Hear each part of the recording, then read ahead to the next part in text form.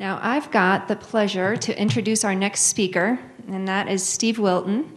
Steve is the training director at Natural Capitalism Solutions. He's been with them since 2009, mostly working on teaching business how to implement sustainability. And prior to his stint at NatCap, Steve spent a lot of time at the business sector. And he actually, in the early 1990s, was the CEO of Wilton Armitage, which was a foundry that received the Best Manufacturing Practices Award. It was only one of 125 US companies to receive this award. So Steve knows what he's talking about. He's also a US Navy veteran, and he holds a degree in economics from the University of Virginia. So please help me in welcoming Steve up to the stage.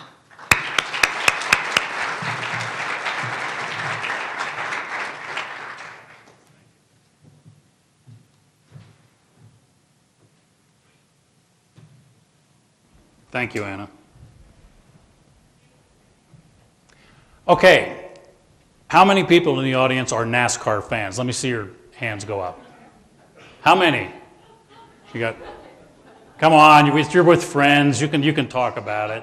You know, early on a Sunday afternoon, you go to the local sports bar, you're supposed to be running errands, but you're watching and you're excited about whether Carl Edwards is going to beat Tony Stewart for the championship. How many? Come on, how many altogether? Raise those hands up high. All right.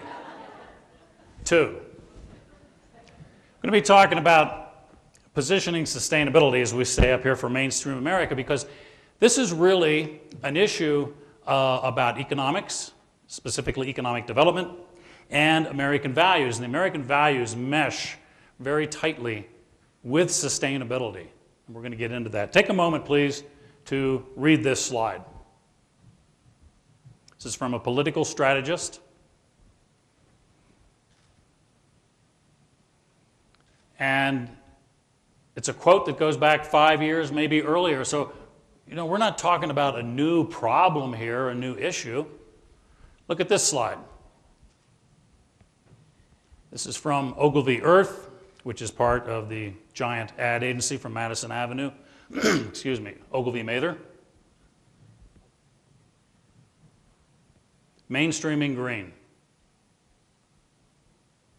Now here's the classic Brundtland Commission definition of sustainability. That's nice. But isn't sustainability also about these things? It's a value proposition in terms of, in business terms. Now, we worked with a group of manufacturers, 2 people from the Colorado Springs and some from Pueblo, and they came up with their own definition, the definition of business sustainability, and that's what I'm going to be referring to. And I like their definition because you got to realize that these manufacturers, anybody who's in manufacturing today is on the ropes. So they came up with this definition. Turning the lights off helps us keep the lights on. Pretty basic, and that's what we're going to be looking at. Now, we all know that business sustainability pays, and it pays in various ways. First of all, you've got your reductions in costs and issues around cash flow, all because you're reducing energy, waste, materials. And then you've got the increase in revenues. A company pursuing sustainable business practices is going to increase their revenues primarily because the market can expand, they get greater financial strength at the base, and they can grow more. And that's also very much a function of branding. So it boosts brand integrity as well, which is, of course, as we say here, competitive advantage. And there is risk mitigation because of all of these various stakeholders and how the business engages with them. So this is a bulletproof case. No question about it. Nobody can argue with this. There's so many examples out in the world there today. It's a given. We also know on a macro level that the stocks, the values of companies, are much higher amongst those companies that are pursuing sustainable business practices. And of course, the consumers are coming right along with it. So they too are going hand in hand. Pretty compelling argument. And then every business faces pressure from these outside stakeholders who are demanding sustainability. I mean, I can go on and on about this, but these are pretty solid propositions. We believe that if businesses pursue sustainability, that they're going to strengthen not only their financial operations, but also our environment at the same time. They are connected. Now this brings up the question, and I've talked to many, many traditional business people over the last 3 years, many of them, why are they so resistant to this? This bulletproof case, this bulletproof business case, what's wrong? Why aren't they jumping on this? And what we're maintaining here is it's a matter of positioning and communication. I'll give you an example. Look at these words here. Metric tons of CO2. I'm not even metric yet. All right, metric ton. What is a metric ton of CO2? I thought it was a gas. Why does it weigh anything? I can't see it, smell it, touch it. What does that mean? Carbon footprint? I don't get it. Carbon calculators, all this stuff, and we right out of the gate, we start talking in these terms to people who are new to this or really don't understand what sustainability is about. So maybe we ought to look at it this way. Okay, CO2 costs money. If CO2 costs money, then maybe we should talk in terms of CO2 dollars. Now I'll get the attention of the traditional entrepreneur, the mid-sized small business owner out there who's starting to get it. Oh, okay, dollars, I get it now. CO2 means dollars. If I use lots of CO2, that's going to cost me dollars. You got it.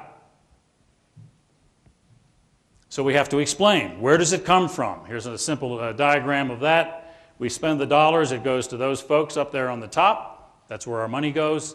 And then when we get it, here's how we emit it. And here's how it turns into greenhouse gases. We get it through these various areas. Company vehicles, something as simple as an air compressor, which is a huge energy hog. Freight, lighting, packaging. Packaging is crazy in this country. There's too much of it. Everything seems to be over-spec'd relative to packaging. That's how it works.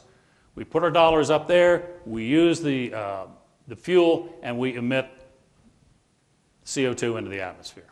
Pretty simple stuff.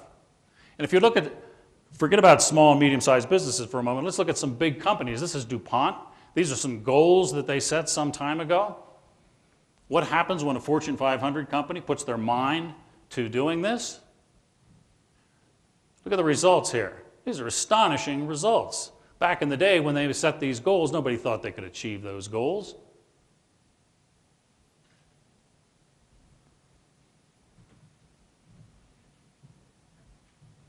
So here was the commitment that DuPont did. Waste reduction and keeping the energy use at the same level. Annual savings, 1.8 billion, 0.4 billion. And their eco-efficiency, if you want to call it that, saved them each year $2.2 billion. Now, if you look at their average net income, 2003 to 2007, $2.2 billion. I think they'd have some very unhappy shareholders had they not gone down the path of sustainability. Put this in front of a lot of traditional business folks, and they still are resistant. So what we have to do is to know your audience and frame sustainability, what we're all interested in, frame it into the personal belief systems of the audience.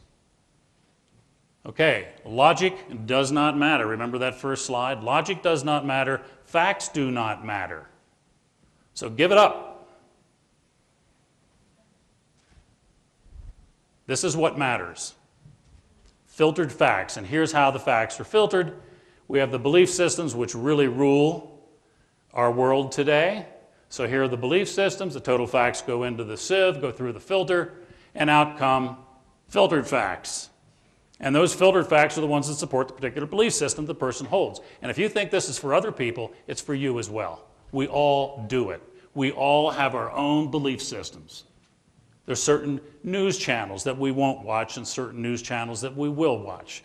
It's the same with what we read and what we don't read. So what we want to do is, as the beginning slide says, we want to reframe sustainability as an economic case, economic development. And we want to talk about jobs and position sustainability as an opportunity, and do this at the same time by bringing in American values and American strength. So if we look at this, what I call the American imperative here, these 4 issues that sustainability can help us with, that's strong employment, not stong. Now let's meld it in here with some American values such as national defense. You see them here: freedom from the grid, independence, energy independence, the pioneer spirit. How can we bring these together?